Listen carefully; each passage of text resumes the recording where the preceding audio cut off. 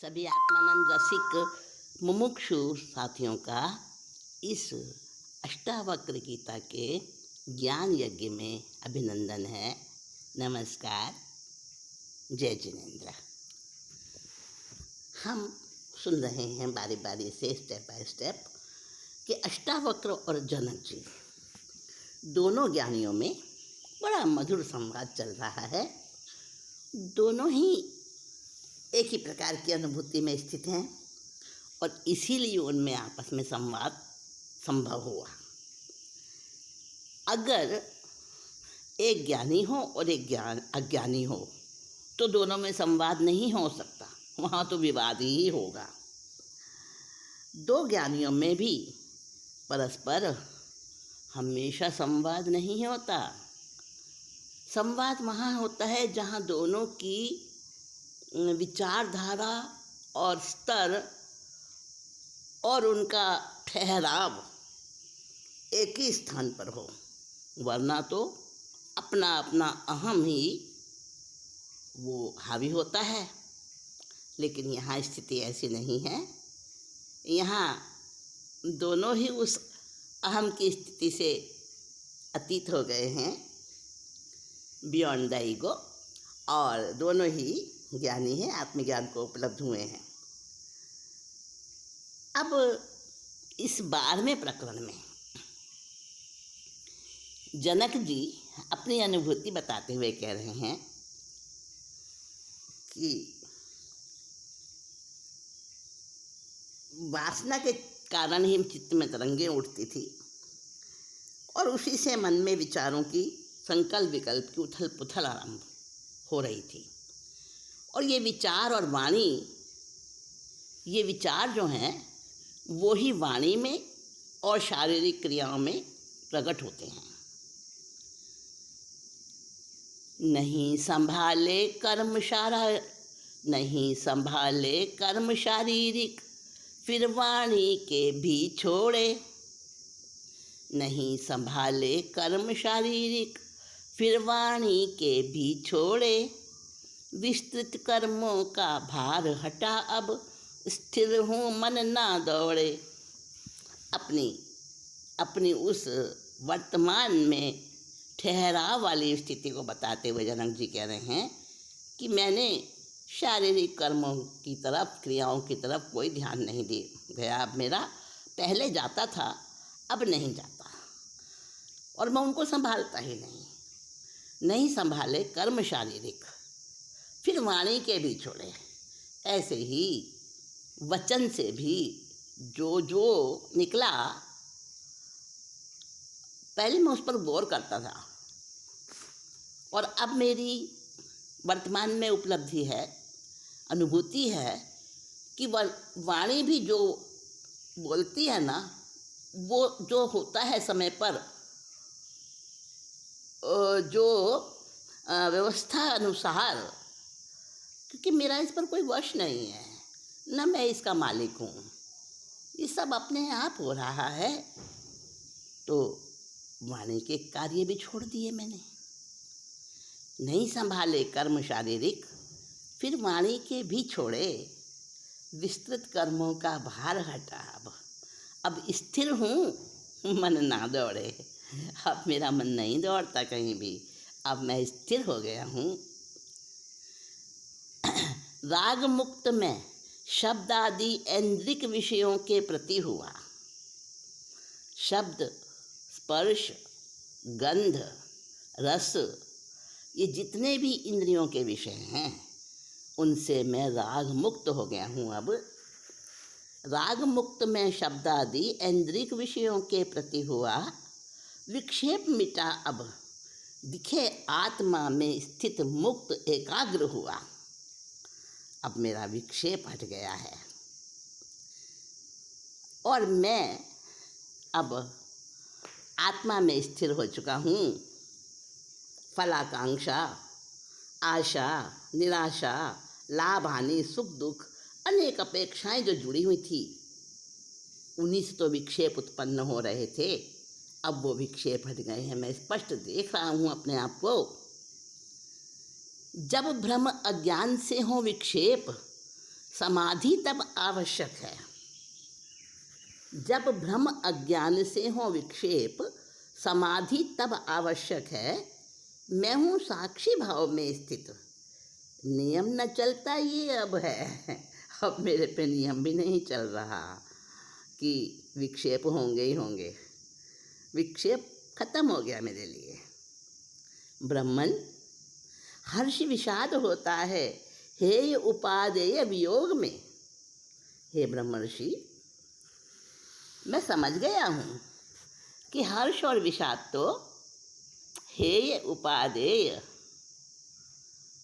और उसके चले जाने के दुख में होता है। हेय उपादेय का मतलब क्या?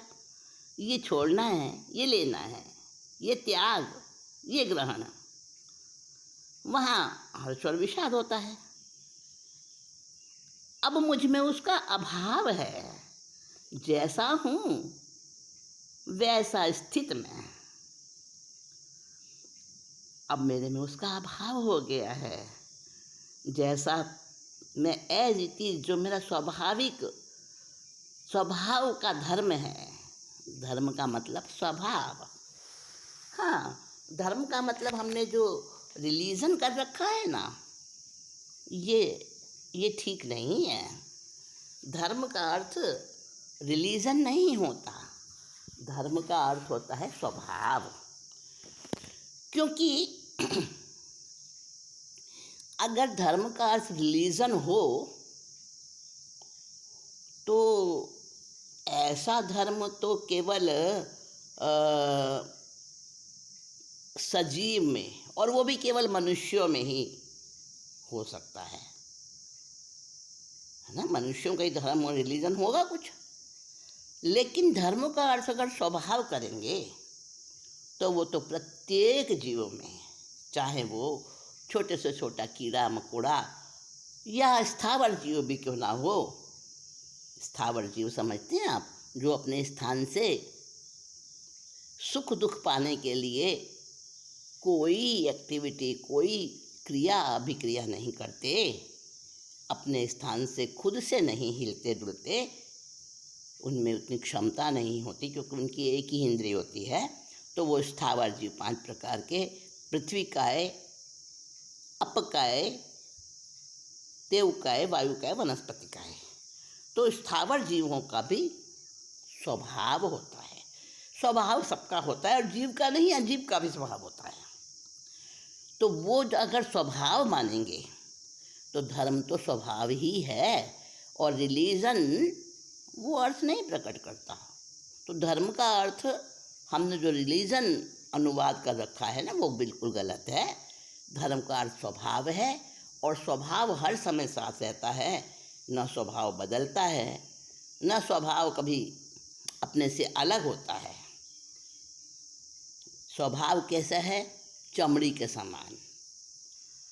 और रिलीजन कैसा है? पोशाक के समान, ड्रेस के समान। ड्रेस तो बदलते हैं, पर क्या चमड़ी कभी बदलती है क्या? जैसे भी हो, जहाँ भी रहोगे, बीमार हो, अच्छे हो, काले हो, कुरूप हो, सुंदर हो, राजा हो, रंक हो, जैसे भी हो, जहाँ भी हो, जिस अवस्था में भी हो, जिस पद पर भी हो, जिस स्थिति में भी हो, चमड़ी हमेशा साथ रहती है। तो स्वभाव चमड़ी की तरह है, धर्म स्वभाव है। धर्म स्वभाव है, धर्म रिलीजन नहीं है। मैं जान गया हूँ धर्म का सच्चा अर्थ, और अब तो मुझे पता चल गया। तो मैं अब अपने में ही रमण करता हूँ। भीतर जिस पल ध्यान लगाया, भीतर जिस पल ध्यान लगाया, परमानंद विलक्षण पाया। भीतर जिस पल ध्यान लगाया, रोम रोम गाता है, शब्द मौन निष्पन्न है। रोम रोम गाता है, शब्द मौन निष्पन्न है, भीतर बाहर अब तो बस आनंद ही आनंद है।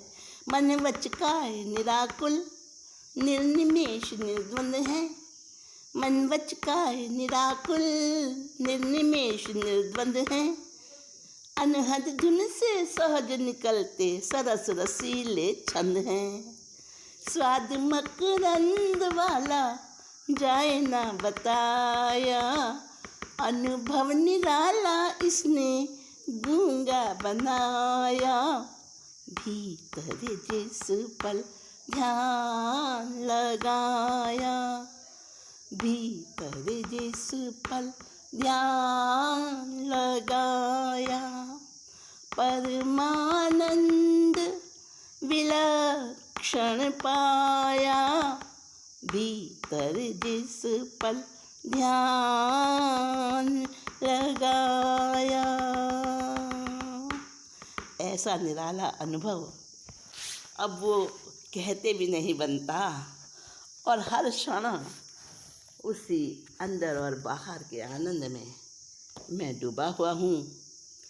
मुझे वही वही हर ओर नज़र आता है, हर जीव में नज़र आता है, हर स्थिति में वो आनंद है मेरे पास। आश्रम अनाश्रम, ध्यान और स्वीकार चित्त का वर्जन भी। ना कोई आश्रम है जैसे बाल्य आश्रम, युवा आश्रम, गृहस्थ आश्रम, संन्यास आश्रम, वानप्रस्थ आश्रम, अनेक प्रकार के आश्रम है ना।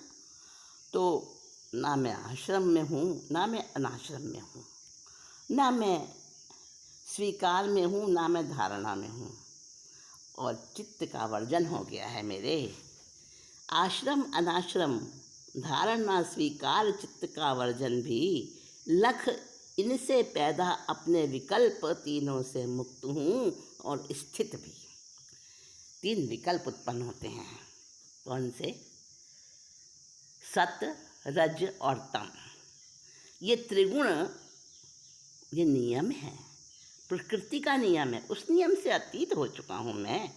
कोई विकल्प मुझ में उत्पन्न नहीं होते हैं। अज्ञान से है अनुष्ठान कर्म का, और त्याग भी है अज्ञान से। ये अज्ञान ही है जो कर्म को अपना माना जाता है, कर्म बांधा है, कर्म मुझ में लगा हुआ है, ये भी अज्ञान है। और कर्म का त्याग भी, मैं कर्म को त्याग रहा हूँ, मैंने कर्म नष्ट कर दिए, ये भी अज्ञान है, ये भी अज्ञान का ही भाव है। कर्म अकर्म से मुक्त तत्व यह है जान स्वयं में स्थित में। अब मैंने ये तत्व, ये गहन गहरा राज, ये सीक्रेट मैंने जान लिया है, इसीलिए मैं कर्म से भी मुक्त हो गया हूँ और अकर्म से भी मुक्त हो गया हूँ। अब मेरी स्थिति बहुत बहुत अलग है। कैसी स्थिति? वो अपनी स्थिति का बयान कर रहे हैं।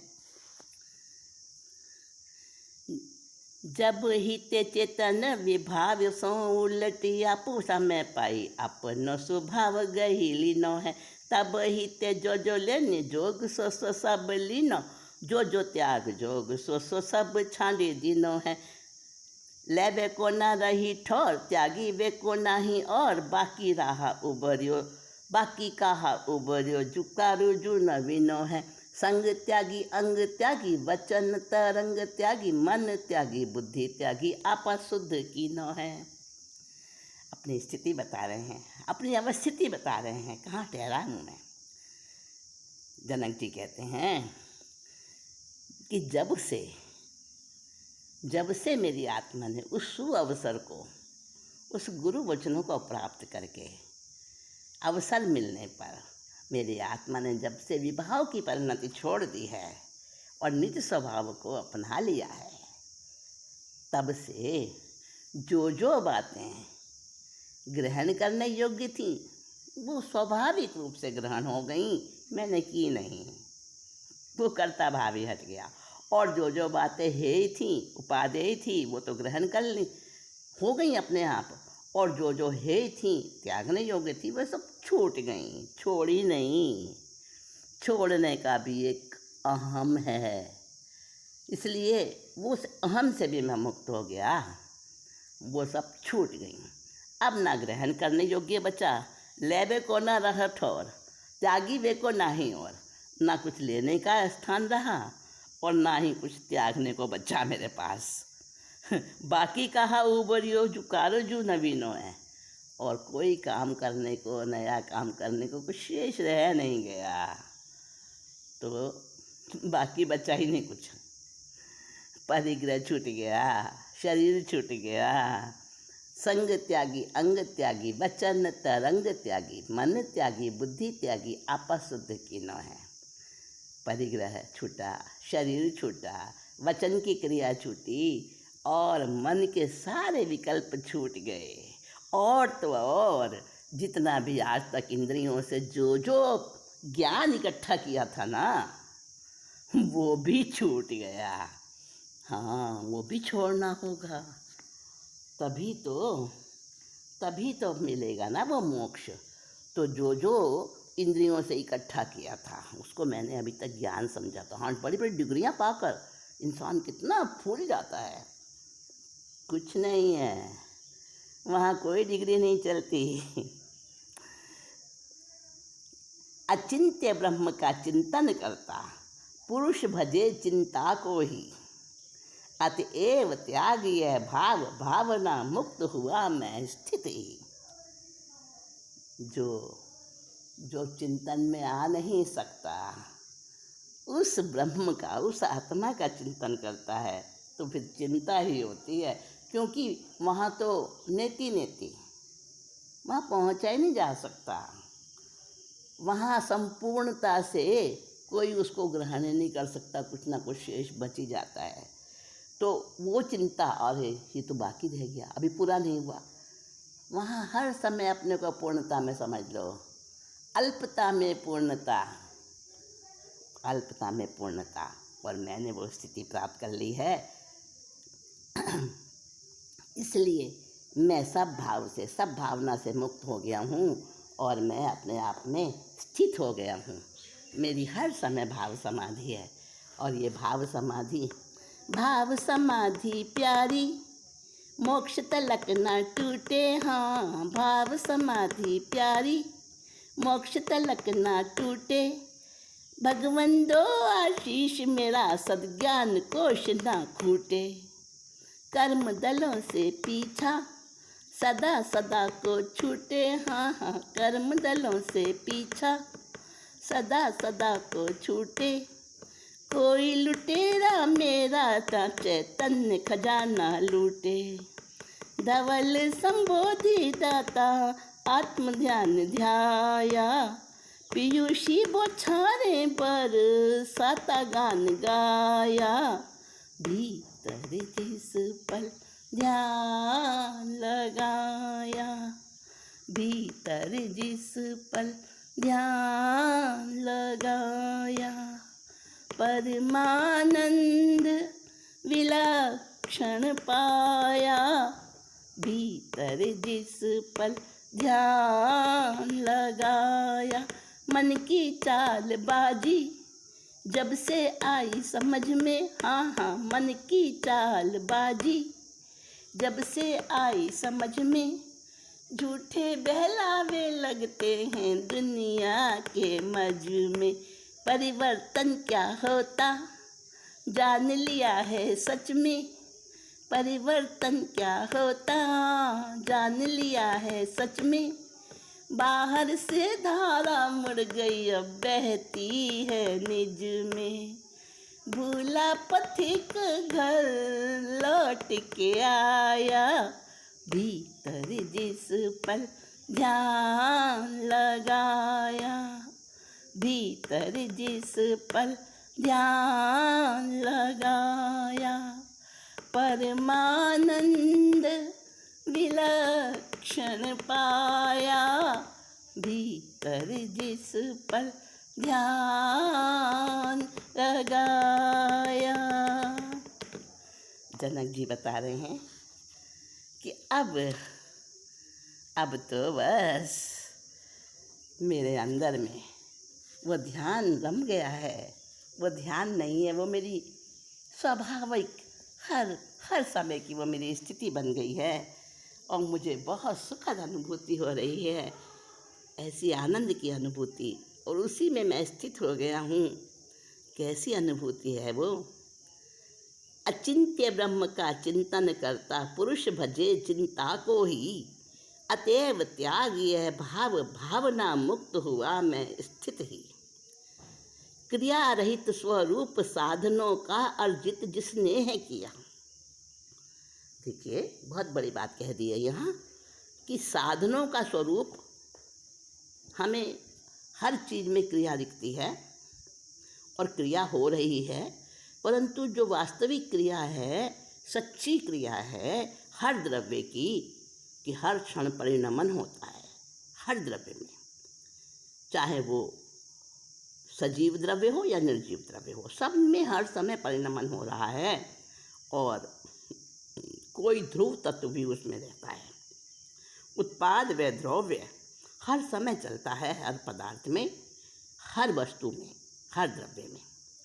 तो क्रिया रहित स्वरूप साधनों का अर्जित जिसने है किया, जो